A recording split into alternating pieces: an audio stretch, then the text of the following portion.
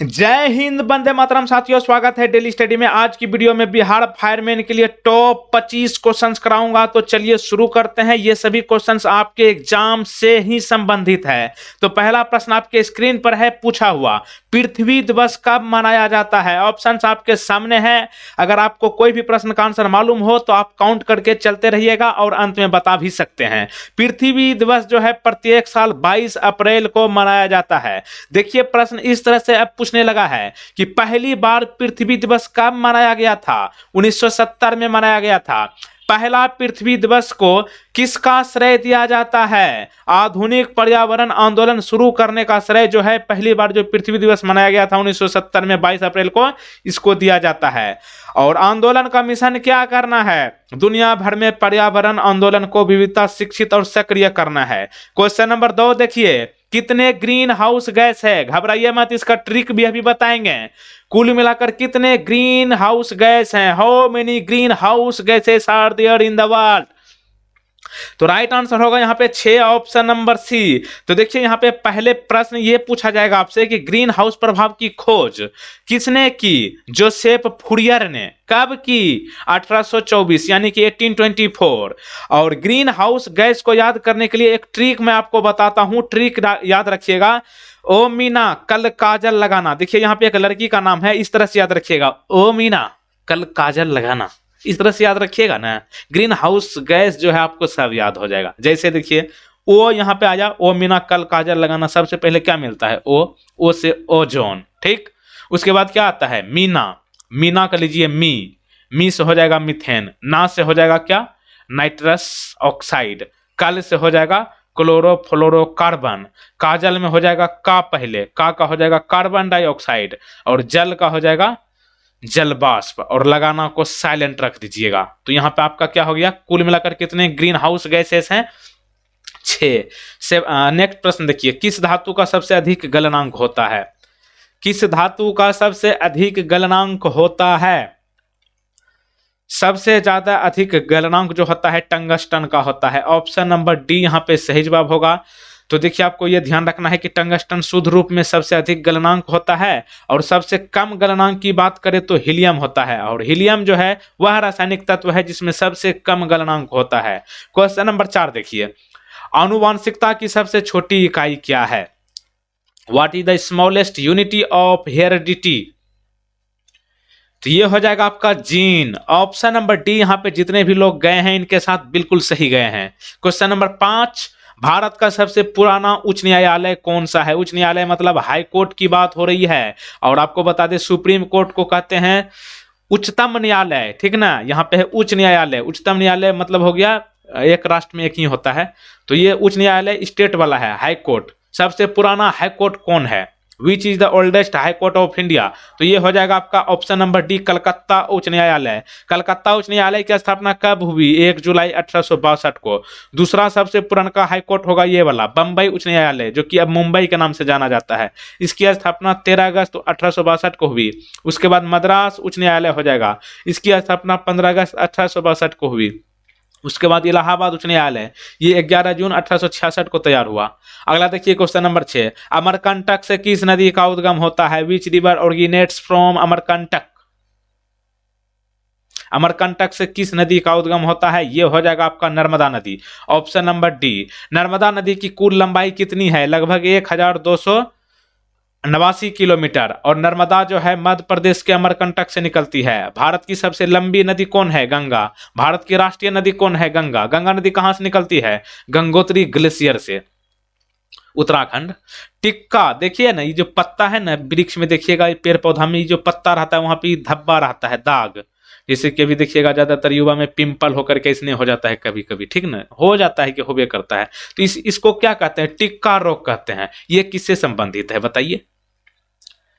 टिक्का रोग किससे संबंधित है? इस पत्ते में जो आप देख रहे हैं ये जो है मूंगफली में होता है। Option number D. 8 नंबर देखिए, जाइलम का क्या कार्य होता है? What is the function of xylem? Xylem का अर्थ होता है जल संवहन, ऑप्शन नंबर ए। जाइलम देखिए पौधों में जल और कुछ पोषक तत्वों को जड़ों से पत्तियों तक पहुंचाता है।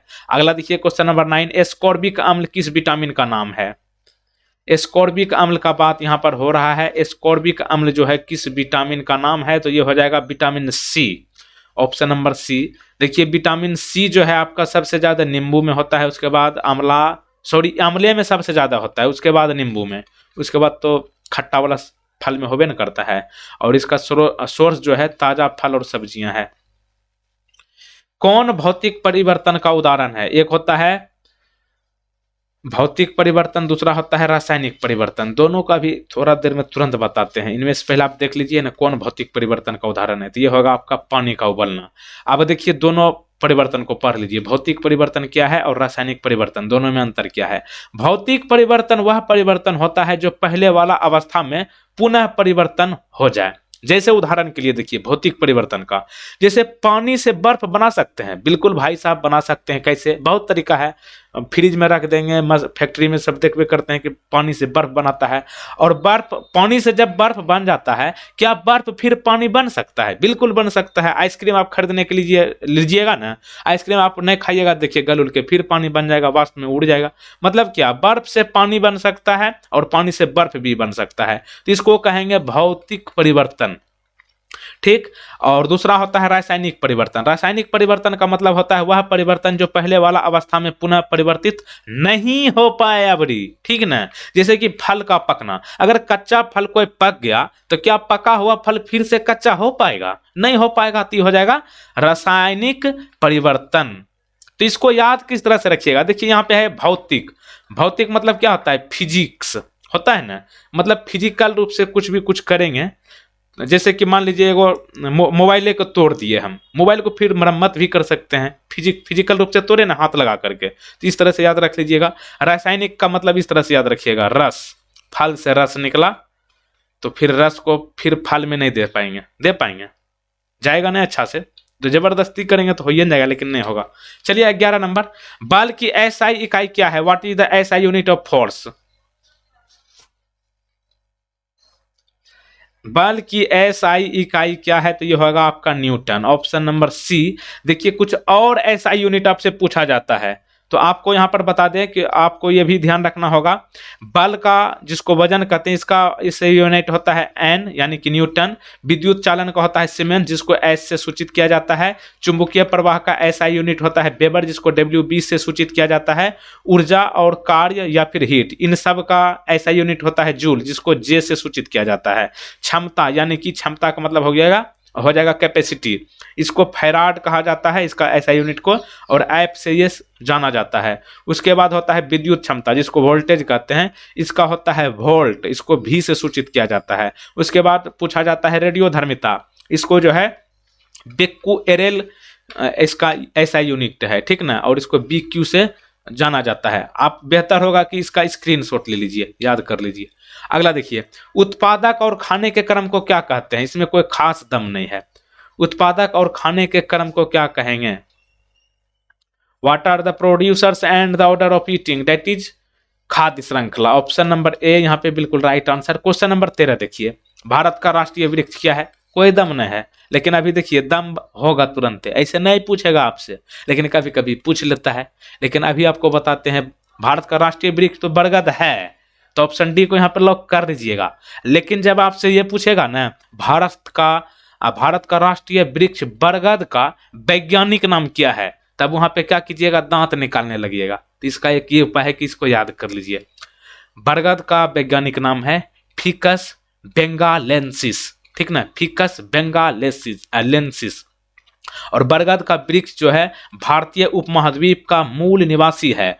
और आपको ये तो पते होगा, बरगद और पीपल जो है भारत में सबसे अधिक पूजने वाला वृक्ष है। भारत का राष्ट्रीय पंचांग क्या है? शक। देखिएगा ये जो है ना, पीपल और बरगद गांव में अधिकतर होता है। जैसे शादी उदी होगा, बराती कुछ जाएगा तो बोलेगा कि पीपल में जल ढाल रहे, कोई अच्छा काम करेगा बोलेगा पीपल में जल ढाल रहे, तो बढ़िया बोलता है। पीपल जो है ना हमेशा ऑक्सीजन छोड़ता है, इसलिए इसको पूजना ही चाहिए, ठीक ना। पीपल और बरगद दोनों रात रहे दिन, दोनों टाइम ये ऑक्सीजन नहीं छोड़ेगा, इसमें इसके पास कोई नुकसान नहीं होता है, हम लोग इसके पास रहते हैं। तो चलिए देखिए, उसके पहले आपको बता दें कि यहाँ पे वीडियो को लाइक कर लीजिए जरूर, आगे चलते हैं, लेकिन वीडियो को लाइक करके वीडियो खत्म होने के बाद शेयर जरूर कर दीजिएगा और चैनल पे सब्सक्राइब कर लीजिएगा जो पहली बार आए हैं। और सब्सक्राइब करने के बाद बेल आइकन को क्लिक करने के बाद ध्यान रखिएगा कि ये ऑल नोटिफिकेशन को क्लिक करके रखिएगा, तब जाके आपको नया वीडियो का नोटिफिकेशन सबसे पहले आप तक पहुंचेगा। चलिए क्वेश्चन नंबर नेक्स्ट कर लीजिए। गिलास में पानी पर बर्फ तैर रहा है, यदि बर्फ पिघल जाए तो आयतन पर क्या प्रभाव पड़ेगा। यानी कि गिलास में जब पानी है उसमें बर्फ हम डाल दिए हैं, अगर बर्फ पिघल जाएगा तो बताइए उसका वजन घटेगा कि बढ़ेगा। क्या होगा बाबू, कुछ नहीं होगा, आयतन वही रहेगा। काहे बढ़ेगा, वो तो बर्फ वही में रह गया, वही में रह गया, जैसे गल के रहे कि समूचे रहे। तो ऑप्शन नंबर सी यहाँ पे सही होगा। क्वेश्चन नंबर 15 देखिए, शुद्ध सोना कितना कैरेट का होता है। How much carat is pure gold.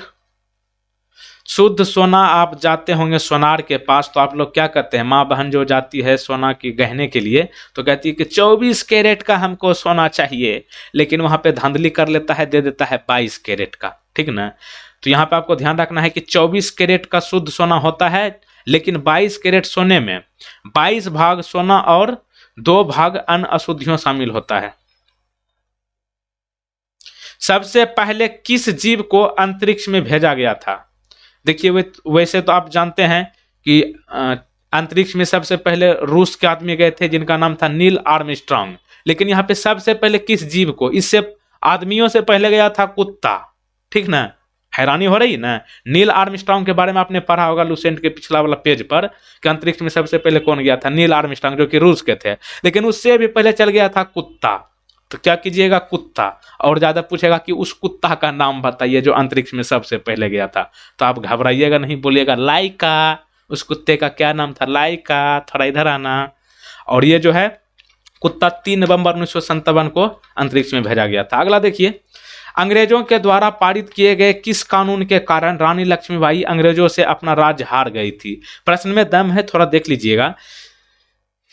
अंग्रेजों के द्वारा जो है पारित किए गए किस कानून के कारण रानी लक्ष्मीबाई अंग्रेजों से अपना राज्य हार गई थी, ये होगा व्यपगत का सिद्धांत। व्यपगत का सिद्धांत क्या था, तो देखिए व्यपगत के सिद्धांत के अनुसार जो है परिवार के शासन को बनाए रखने के लिए एक राजकीय शासक के रूप में परिवार के उत्तराधिकारी का होना आवश्यक था। 18 नंबर प्रश्न देखिए, सिरका का मुख्य घटक क्या होता है। सिरका का मुख्य घटक क्या होता है, what is the main ingredient of vinegar. तो ये हो जाएगा आपका एसिटिक अम्ल, ऑप्शन नंबर सी। एसिटिक अम्ल को और किस अम्ल के नाम से जाना जाता है, तो ध्यान रखिएगा एथेनोइक। एथेनोइक, और ये एक कार्बनिक अम्ल है जिसकी वजह से सिरका में खट्टा स्वाद और तीखी खुशबू आती है। 19 नंबर प्रश्न, दुनिया के छत के रूप में किसे जाना जाता है, which is known as the roof of the world. दुनिया की छत के रूप में किसे जाना जाता है, यह होगा पामीर पर्वत, ऑप्शन नंबर ए। देखिए पामीर पर्वत कहाँ पर है, मध्य एशिया में एक प्रमुख पठार एवं पर्वत श्रृंखला है, और इसको पामीर पर्वत जो कि दुनिया की छत के रूप में जाना जाता है, इसको चीन में कोंगलिंग कहा जाता है, ठीक ना। अगला देखिए 20 नंबर, कौन सी बीमारी विटामिन सी की कमी के कारण होती है। विटामिन सी की कमी के कारण कौन सी बीमारी होती है, तो ये होगा आपका स्कर्वी, ऑप्शन नंबर सी। देखिए यहाँ पे विटामिन से संबंधित कितने क्वेश्चंस पूछे जाते हैं। विटामिन ए की कमी से कौन सा रोग होता है, अंधापन, ठीक ना। जिसको अंधापन हो जाए ना उसको ज्यादा गाजर खिलाइए, खेत वाला, घरेलू उपचार है। और विटामिन ए का रासायनिक नाम क्या है, यानी कि वैज्ञानिक नाम रेटिनोल। और विटामिन डी की कमी से कौन सा रोग होता है, रिकेटस। विटामिन डी को किस नाम से जाना जाता है, इसका वैज्ञानिक नाम कैल्सीफेरोल। और विटामिन सी तो काफी बार पूछा गया है और इसमें कोई दम नहीं रहता है। विटामिन सी जो है बेसिकली खट्टे फल में मिलता है, जैसे कि आंवला में सबसे ज्यादा होवे करता है। उसके बाद ये विटामिन सी की कमी से स्कर्वी रोग होता है। विटामिन सी को एस्कॉर्बिक अम्ल कहते हैं, ठीक। और घेगा रोग कभी कभी पूछ लेता है, घेगा रोग किस चीज की कमी के कारण होता है, आयोडीन। इसलिए थोड़ा नमक भी आपको खाना ही चाहिए बढ़िया से, लिमिट में। नमक में आयोडीन होता है। फ्लेमिंगो त्योहार किस राज्य में मनाया जाता है। फ्लेमिंगो त्योहार किस राज्य में मनाया जाता है? ये हो जाएगा आपका Andhra Pradesh. Option number B यहाँ पे सही जवाब होगा। आंध्र प्रदेश के नेल्लोर जिले में फ्लेमिंगो त्योहार मनाया जाता है और इस त्योहार में पर्यटन को बढ़ावा देना, संगीत, भोजन शामिल होता है। क्वेश्चन नंबर 22 नंबर देखिए, भारतीय संविधान के किस अनुच्छेद के तहत राष्ट्रपति को किसी राज्य में आपातकाल घोषित करने का अधिकार है? संविधान के किस अनुच्छेद में बताया गया है कि राष्ट्रपति किसी राज्य में आपातकाल घोषित कर सकते हैं? अनुच्छेद 356। तो यहाँ पे ऑप्शन बी को लॉक कर लीजिए। 23 नंबर देखिए, संविधान का कौन सा अनुच्छेद गांधीवादी सिद्धांतों के अंतर्गत आता है? गांधी मतलब गांधी के अनुसार चलने वाला अनुच्छेद को आपको बताना है। ये हो जाएगा अनुच्छेद 48 48 नंबर। देखिए संविधान का अनुच्छेद 48 क्या कहता है, जिसको गांधीवादी अनुच्छेद कहा जाता है। यह कहता है कि गायों, बछड़ों और अन्य दुधारू पशुओं और पशुपालकों के वध पर रोक लगनी चाहिए और आधुनिक और वैज्ञानिक तर्ज पर कृषि और पशुपालन को व्यवस्थित करना है। 24 नंबर प्रश्न देखिए, नंदा देवी शिखर किस पर्वत श्रृंखला का हिस्सा है? नंदा देवी के बारे में काफी बार पूछा जा चुका है। नंदा देवी शिखर जो है ये आपका कौन सी पर्वत का श्रृंखला है? गढ़वाल पर्वत का। तो ऑप्शन सी यहाँ पे राइट आंसर कर लीजिए। तो देखिए नंदा देवी शिखर गढ़वाल पर्वत का एक हिस्सा है और ये भारत की दूसरी सबसे उच्चतम पर्वत शिखर है। कौन? नंदा देवी। लेकिन आपसे पूछे कि भारत की सबसे उच्चतम पर्वत कौन है? ऊंचा वाला K2 ठीक है ना, K2 का दूसरा नाम क्या है? Godwin Austen. ठीक, और इसकी ऊंचाई जो है समुद्र से 7816 मीटर ऊंचा है। ठीक, और नंदा देवी राष्ट्रीय उद्यान यह भारत के उत्तराखंड में है। 25 नंबर, ग्रैंड ट्रंक रोड, देखिए इसको बोलते हैं GT रोड शॉर्ट में।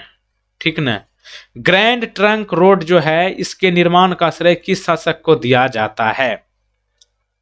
ग्रैंड ट्रंक रोड के निर्माण का श्रेय किसको दिया जाता है? तो यही है आपका जिसका कि मकबरा बिहार में है, शेरशाह सूरी को दिया जाता है। Option number C. तो देखिए ग्रैंड ट्रंक रोड को पुराने समय में कौन सी नाम से जाना जाता था? सड़क-ए-आजम।